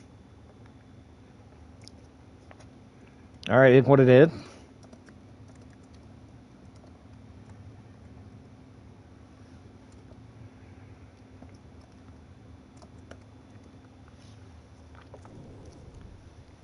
Let's go ahead and go to it. Oh yeah, I like this guy. Good. Be advertised like a tag team match here. The following contest is Mr. Wonderful Paul Orndorff and coming to the ring first. introducing first from Tampa, Florida, weighing in at 275 pounds, Mr. Wonderful Paul Orndorff. We're looking at some of the most intense. Mr. Wonderful Paul Orndorff making his way to the ring here. Take part in one of the most anticipated matches. Look who joined us late. Or those of you on YouTube skipping around because the clip is really super long for YouTube. It was in episode 1 last week in the universe. Dr. D and David Schultz pitting Paul Orndorff with a beautiful spinebuster slam.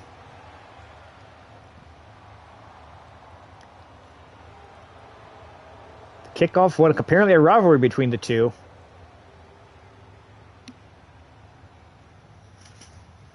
Start off with some disrespect of going for a handshake and the hand got slapped away. Things are about to get good. And now Dr. D. David Schultz making his way to the ring. At 269 pounds, Dr. D. David Schultz. I don't see any 2020 reporters out there, so People in the business today. Others don't like it. should be safe. Honestly, every word is just mean. I was honestly told I was a Knock an open hand clap. You think that's fake?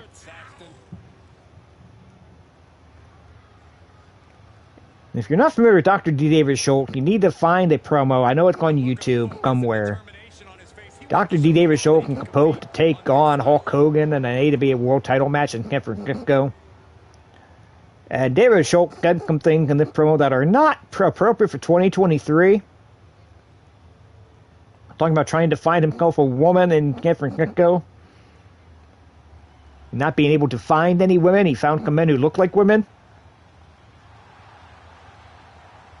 And here is Akira Maeda, the WWF International Champion. Weighing in at 269 pounds, the WWE champion, My A. Dan. You know, this person takes some pride in their work. You'll probably never see that belt defended. I'm just throwing that out there. Did in the ring as this performer. Wow, you are laying it on thick, Saxton. Don't worry, I'm sure they'll hear you when they watch this match 10 times. It's literally a cake where they created this belt for him. They already had New Japan was already using a WWF International Champion.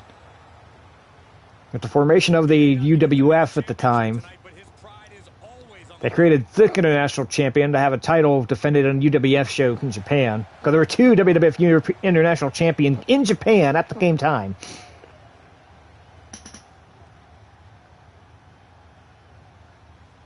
Maeda wins a go-call tournament final at Madison Square Garden to win the belt. Match airing on TV 1. Title never mentioned again on TV ever.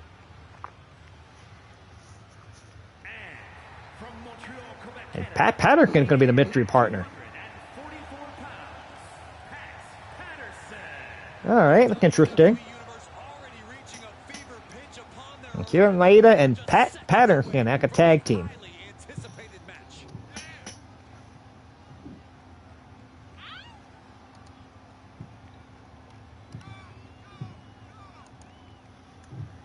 Well, let's see how the team does here. Maybe I'll make them a permanent tag team and throw them in the tag division.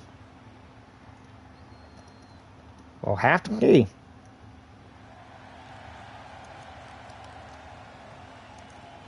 Not counting on it. I wouldn't bet the farm on it. A competitor who always has his game face on, ready for a major battle.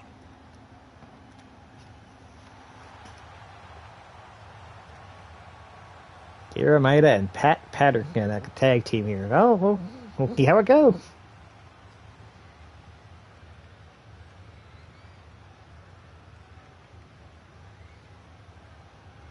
We'll see how it goes here. Tag team action. There's the bell. We are underway. And Orndorff with an inverted atomic drop right off the bat. And getting Maeda onto the ring apron. Right hand. Flipping Maeda back into the ring. Well, the UWF we were talking about here with Maeda, shoot fighting, basically a shoot fighting group for the 80s. Okay, I'm getting a phone call. I'm going to need to take the call here. I'm going to go off mic for just a moment.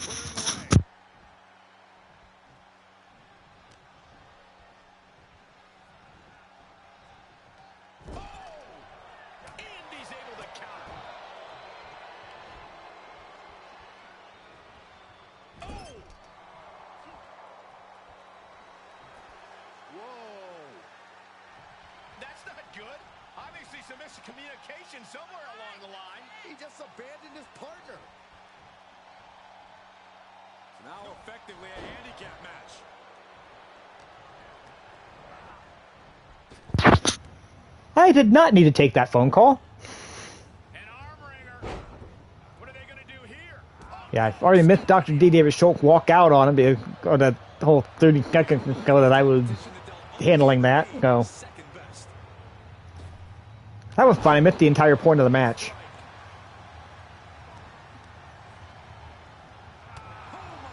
Pat Patterson with the forearm shot.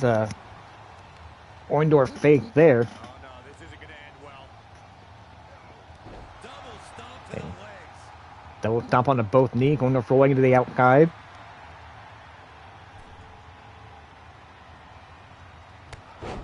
Good luck to you, Orndorff, for a handicap match or a pain in the neck. If you're actually springboard and Kagiri by Pat Patterson, okay. I mean, everybody in this game got a springboard move whether you use it or not. So Patterson into the sleeper hold here. If you're actually playing this game and you're in a handicap match, the best thing to do is to try to win the match. If you have a finisher ready, knock the partner off the apron, hit the finish, go for the pin. Like, that's your best shot. They're going to try to knock Maeda off the apron there. They then have Patterson hurt enough to be able to do it. Now Patterson is back in control. There's the atomic drop. Another one. Going for a third. Do we call those rolling atomic drop? Like, I don't think I've ever seen an atomic drop combination like that. Paddock and Maeda working pretty well like a tag team here. I might have to make that change.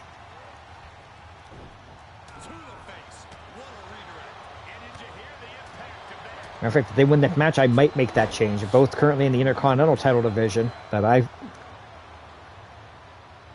can throw them into the tag division. I'm not proud of that. I'm not proud. Clothesline by Orndorff on the floor here. And this may be good strategy for Orndorff as well. Maybe try to get the count out. I've noticed the same. There's definitely something of a rivalry here. Patterson went for Orndorff went for a back suplex. Patterson was able to turn that around. Patterson can do it from karate. I can keep Pat doing that. I can. That Pat Patterson in a cauliflower alley a number of years back. I remember packing him in the hallway. I went, "Hey Pat, how you doing?" And he looked at my name tag and he go, "Wait, you're Jared? You know who was asking about you?" And I went, "No, who?" And he went, "Nobody." I was told that was Pat's way of accepting you. You got a 9 count here. Orndorff rolling in, and Patterson going to make it back in. The referee taking a long time to get to 10. There it is. All right, Patterson and Maeda will not be a tag team in this league, but they lost a glorified handicap match.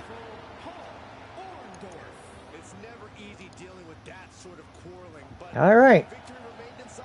Oh. In the WWE, you can never lose sight of the victory, Saxton. Make that note here. Is something that ensures your legacy.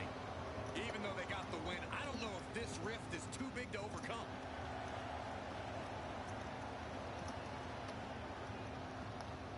I do like the fact they've got Orndorff in here. He's like 80 kick Orndorff where he's coming out the Real American. That's kind of fun. Orndorff the legal man, Patterson the legal man. I could count out 4:08 the time of the fall. We got 2 matches left here.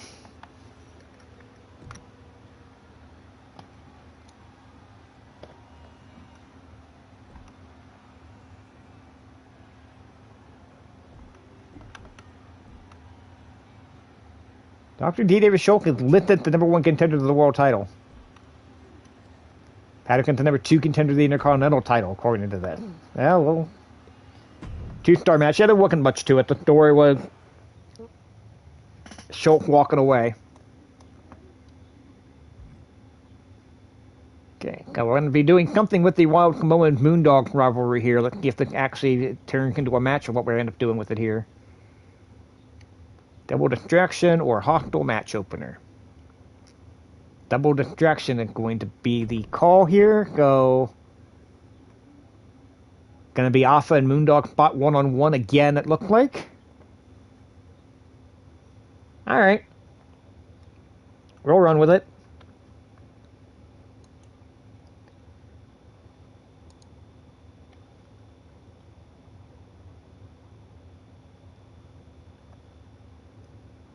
We're getting tag matches. They're pumping singles matches. We're getting singles matches, pumping tag matches. It's interesting. At least they've updated some things for this year. They are ready for battle. I'm not going to get here and argue too much here. We're going to come... Interesting changes. Alpha coming into the ring with Kika in the corner. 3-time former WWF Tag Team Champion. Based on the universe here. Moondog, former WWF Tag Team Champion back in '81, but if I'm not mistaken. Perhaps the most highly anticipated match of the night.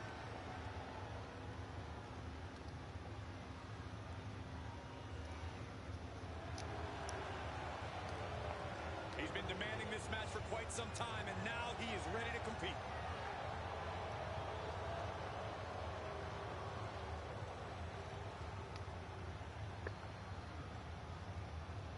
Here comes trouble. Now we're waiting for the Moondog to make their appearance here.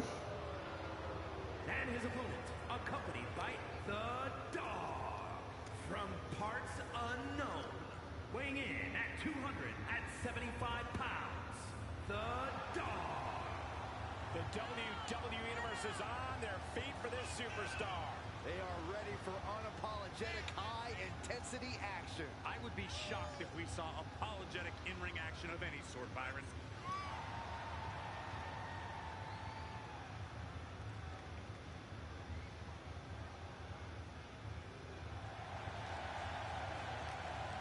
in perhaps the best physical condition of his life. He knows what it takes to reach the top here in WWE.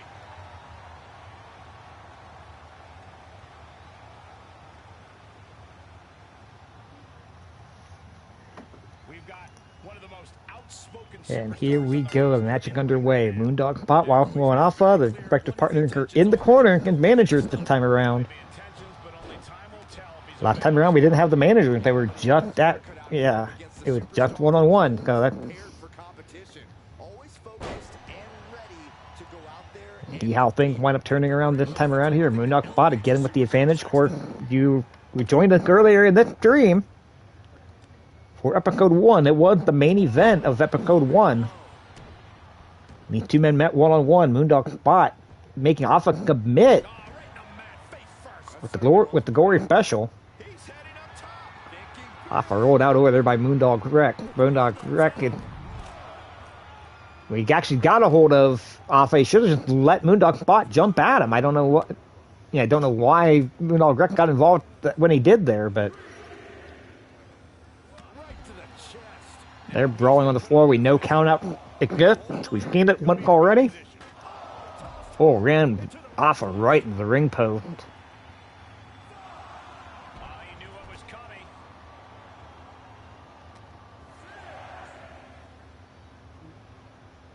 Now he body there trying to get an advantage. He ran off into the ring post there, and Alpha bleeding.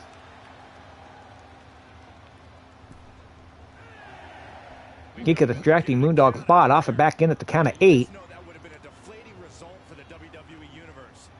He could need to be careful. Need to make sure he doesn't wind up getting himself ejected.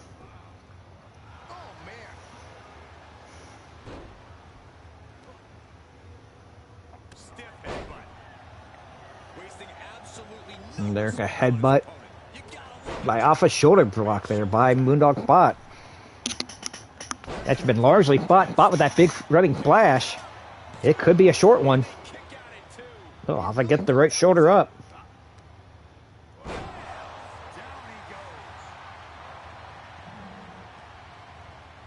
Moondog Spot was on the first wrestling show I ever went to live.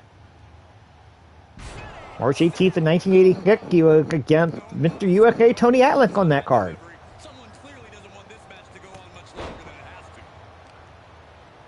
No, I don't know why Moondog Wreck wasn't on the card.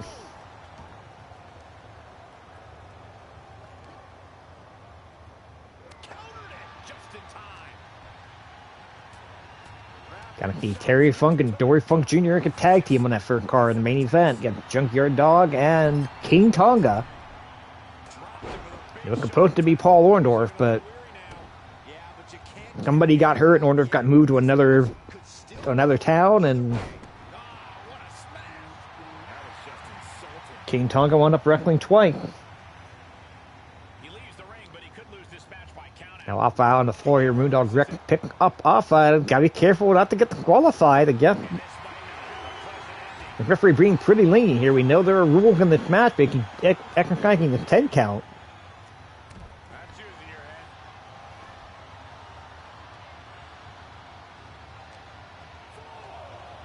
Count of 4, gonna throw body back into the ring.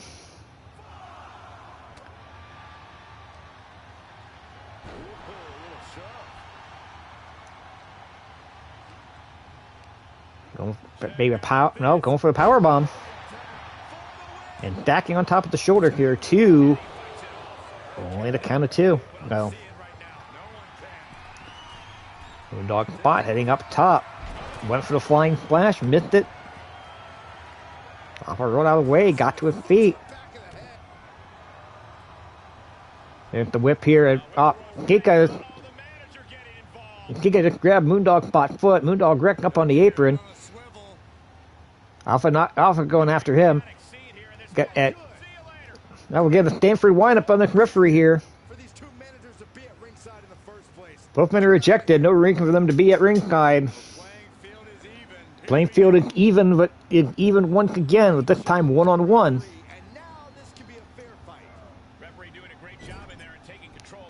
Now And again, it was one-on-one with nobody at ringside last time out. That was the Moondog spot favor last time out.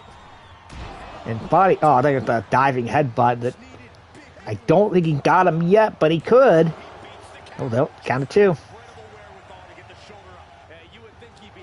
Yeah, but Alpha had the advantage one-on-one with nobody at ringside last time out. I mean, Body had the advantage one-on-one last time with nobody at ringside. Let's see if that happens again. They're back on the floor after Alpha that big clothesline, but Body coming right back. Hearing a shot right to the rib. We've passed the 5-minute mark of this matchup here. Alpha with the choke. Delayed choke slam on that concrete floor. This is where endurance becomes so important in the late stages of the match. Alpha back in the ring, gonna wait for Spot to get back in, it looks like. Spot wisely taking his time. Got a pretty even matchup at this point. Alpha might have a slight advantage. Body whipping him back in. Knee to the red section, nicely done.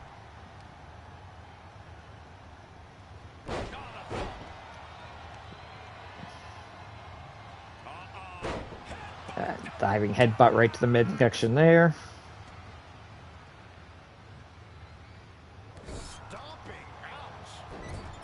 Now choking. They're just choking him down. Choking life out of him.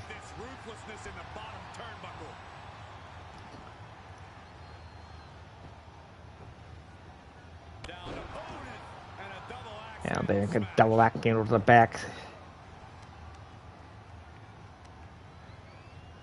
Just rake in the face. This is Oh man, going right to work on the face. He has been here before and he knows what he needs to do. What's coming next? Taking their time. What's that gut? Took the wind right out of you. And now he's on the downside. Yeah, this can't be how we pictured this fight going. Dog Spot with the advantage here. Alpha catching him. Oh! Threw him up in the air into a Samoan drop. What a battle we are. Yeah, whip into the corner. Starting whipping him into the rope. Maybe rebound with a Samoan drop coming off. And then he threw into the corner. Heading up top again here. They're going back diving headbutt again. Yeah. I believe Alpha gaining revenge. 1, 2, 3. 7 minutes and 23 seconds. Alpha had gained his revenge. He evened up here. He got one apiece with that diving headbutt. Impressive win for him here. A win like that proved he is not messing around. That match was all business from him, Corey, and that worked. Here between these two, it tied at one apiece, and the feud with the tag team. So, and Alpha looking at his thumb like, can I spike to do with it? Huh? Can I?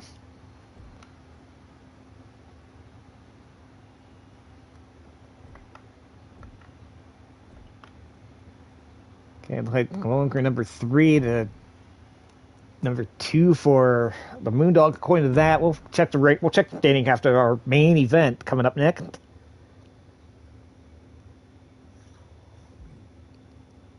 Got a lady feud, Judy Martin, Wendy Richter against Velvet McIntyre and Prince against Victoria. We'll see how the rivalry winds up finishing up here.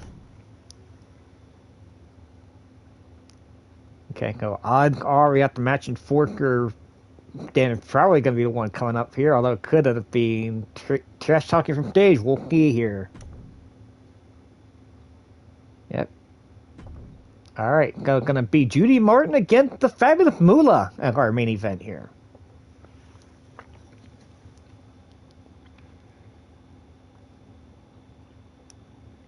Hey, I don't make the cup. I don't know what to tell you. You know, you're looking to me for guidance. I don't know.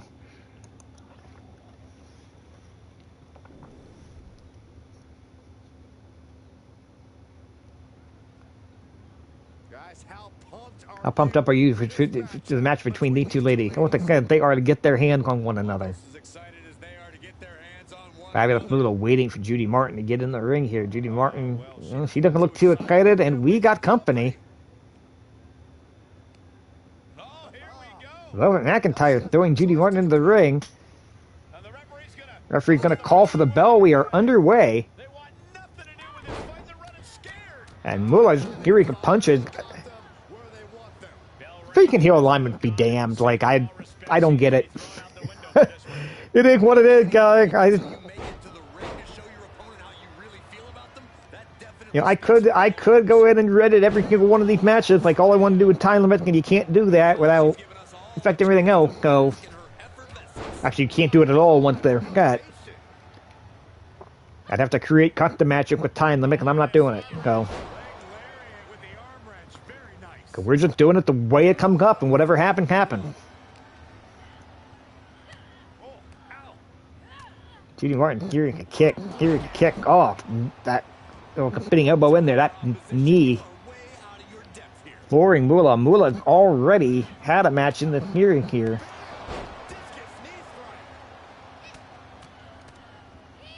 She defeated Leilani Kai with a flapjack in week 1. Here in week 2, main eventing. And Judy Martin. I think it's interesting. I've got 6 women on the roster, and we're seeing pretty much every single one of them every week here. Like a nickel one-legged drop kick, what that wound up being here. That's too early. Count of 1. It's too early.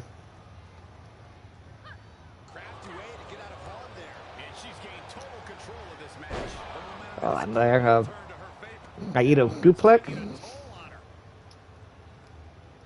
Nicely done there. Judy Martin with the flying knee and a fake wash into that corner. And the running boot scrape on the far side there.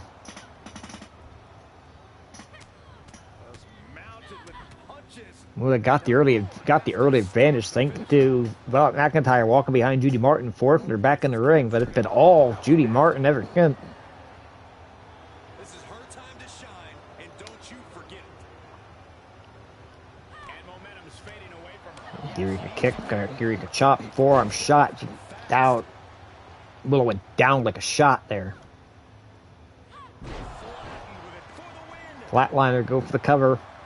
1, 2, 3. Wow. That's the shortest match of the hearing so far. 2 minutes and 25 seconds. Judy Martin pinned the fabulous Moolah with the flatliner. The women's champion gone down in defeat. Theoretically, that would make Judy Martin the number 1 contender, but she's in the middle of a rivalry with the women's tag team champion. Yeah, they somehow got her listed as number 3 contender. I'm not sure how that worked here. I don't make the cup. We're just doing things the way the game got to do them. I don't know what to tell you. Judy Martin with a 1-1 record in single competition. Fabulous Moolah now 1-1 in single competition after that as well. We'll take a look at the standing here momentarily. Continue.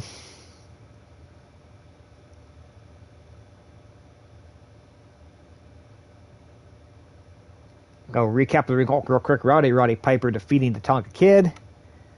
Leilani Kai defeating Princess Victoria. Mr. Fuji and Tiger Chung Lee defeating the North-South Connection. I gotta call that an upset.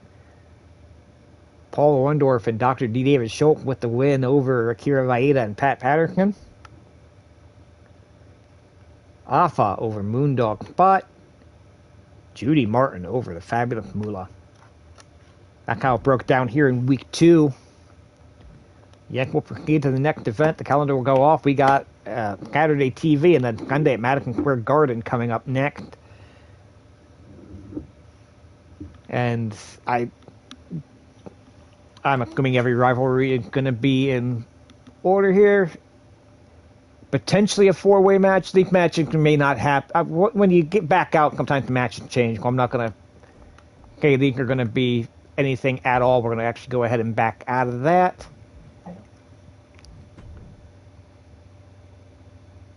Take a look at the rivalry count. They are listed here. Every storyline action between 2 or 4 superstars. Matching over involved coaching for the build-up to a big PLE match. Rivalry progress. Both guys will compete for momentum by winning their matchup. Momentum can be used by rivals to perform rivalry action and get an advantage over their poking rival. Can uptake by guiding rivalry outcomes.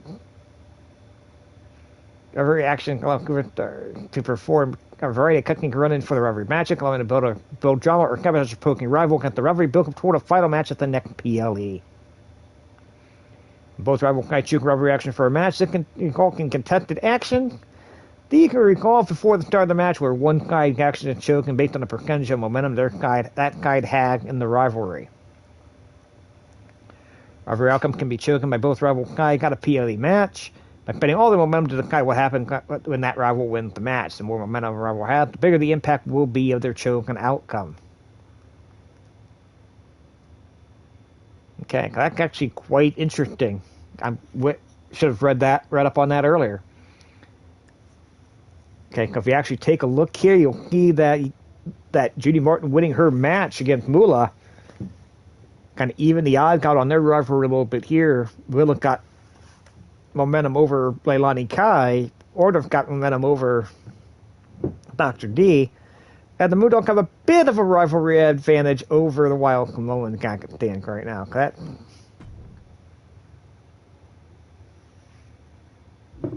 And you can actually go ahead and take a look at showing out the match result for the rivalry and give yeah. I like that.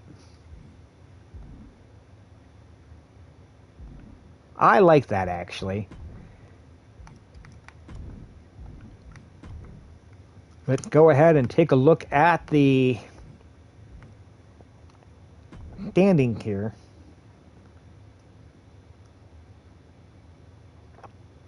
David Schultz, number 1 contender. Paul Orndorff, number 2 contender. Nobody else in that division had a single match yet. Go. That's why where it is. We got Roddy Piper, the number 1 contender to the Intercontinental title. Tonga Kid. The only other one who had a single match in there. He ranked actually 16th over top of Akira Maeda. Mr. Fuji and Tiger Chun-Li are currently the number 1 contender to the Tag Team Championship held by the Soul Patrol, the Kimono 2, Moondog 3, and the Moscow Connection coming in number 4. And in the women's title division, Leilani Kai, the number 1 contender, Judy Martin, number 2, Wendy Richter, number 3. And again, we don't actually have any other tag team in the women's division there, women's tag team division there. They get put in like an official tag team. Like, are they created like a tag team in the universe here?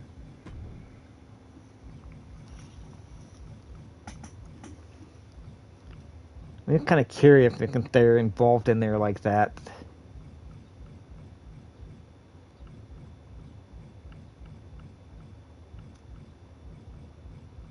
No, they did not get added as a tag team at this point. Okay.